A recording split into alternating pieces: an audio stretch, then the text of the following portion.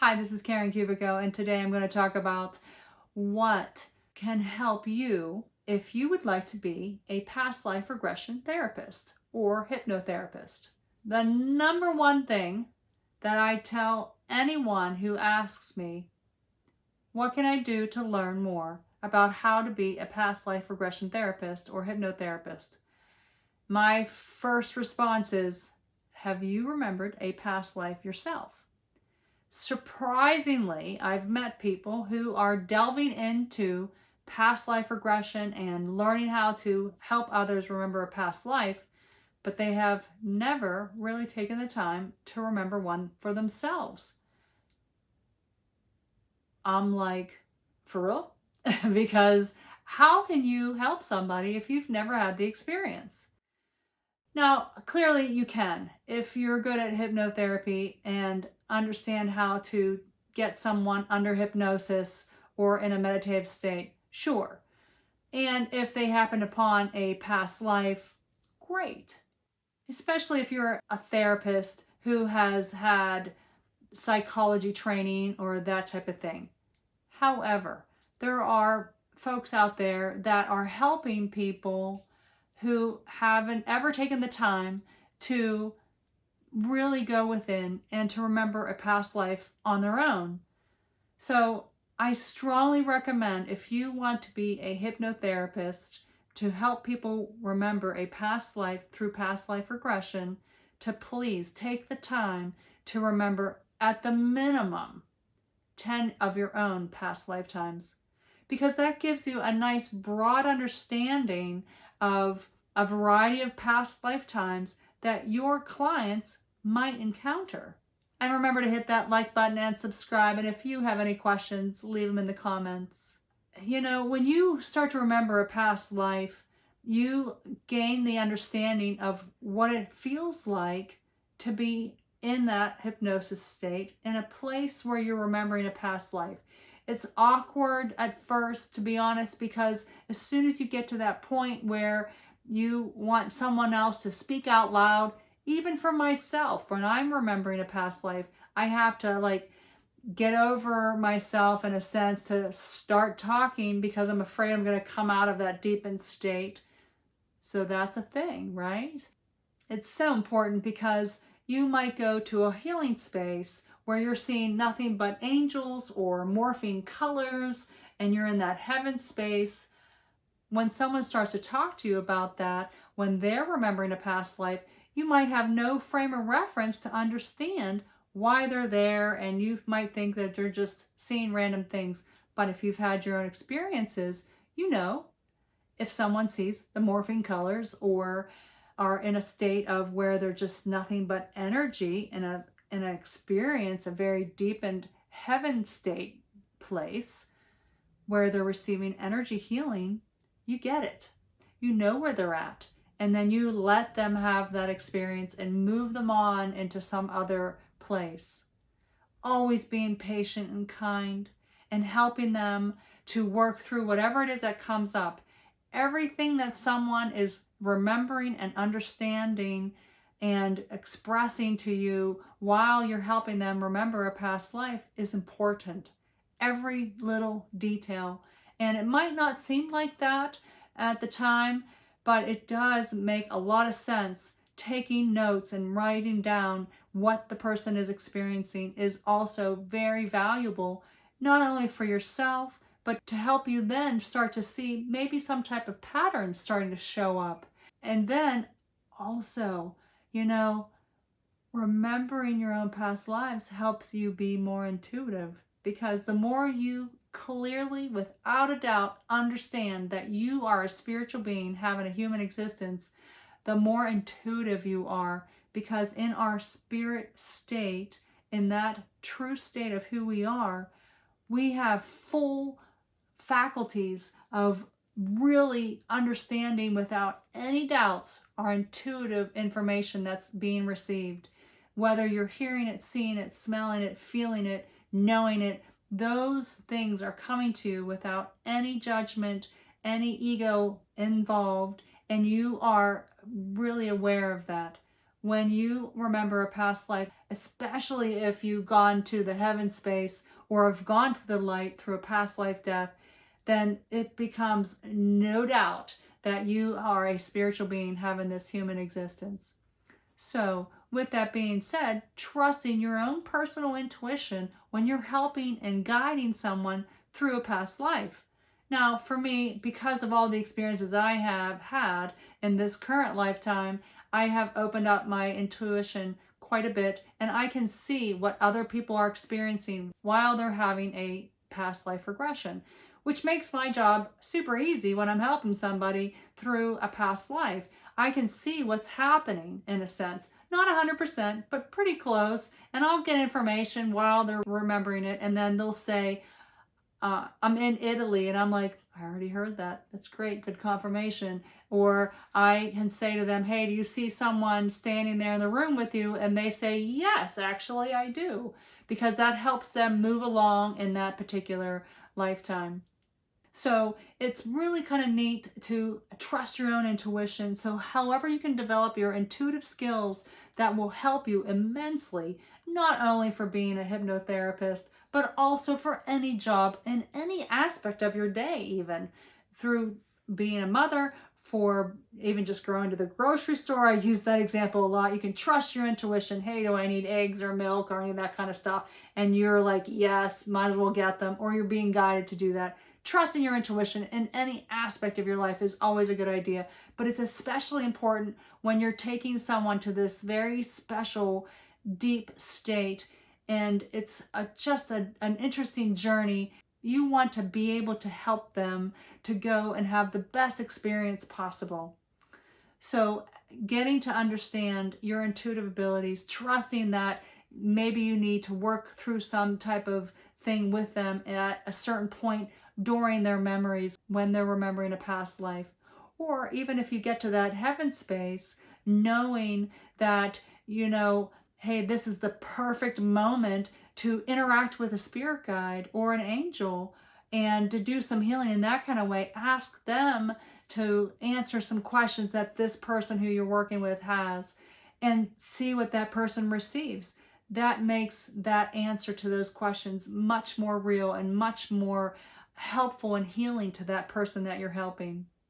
So trusting that guidance is a huge deal, especially when you're helping someone remember a past life.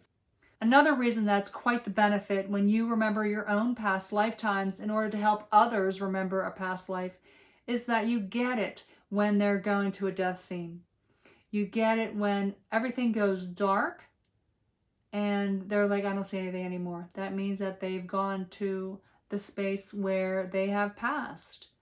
However, if you are helping someone remember a past life, sometimes the person who has passed, they might be entering into a lifetime for the sole purpose of to help them recognize that they kind of forgot in that past lifetime to go into the light, which is very healing.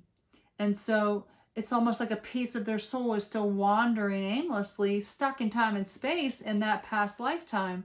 So like an example would be if you are talking with somebody and they are remembering a lifetime and they're feeling very confused about what's going on in their awareness, like maybe they don't see anybody and they're in a very big city of some kind, but they don't see any people. Or they might talk about they're talking to somebody, but they're not seeing them or they're not responding. Or they might feel like they're wandering aimlessly and they have no understanding why they're wandering so aimlessly. These are clues to let you know that that person has passed over in that past lifetime, but has not gone into the light. And the light is that beautiful, radiant ball of light, in a sense, that kind of has an opening where you are guided into it. It's so beautiful. And it's just pure love. And you're guided to go there when you pass out of your physical body. Your spirit part of you comes out, and then you can wander around, look around, do kind of ghostly things, whatever.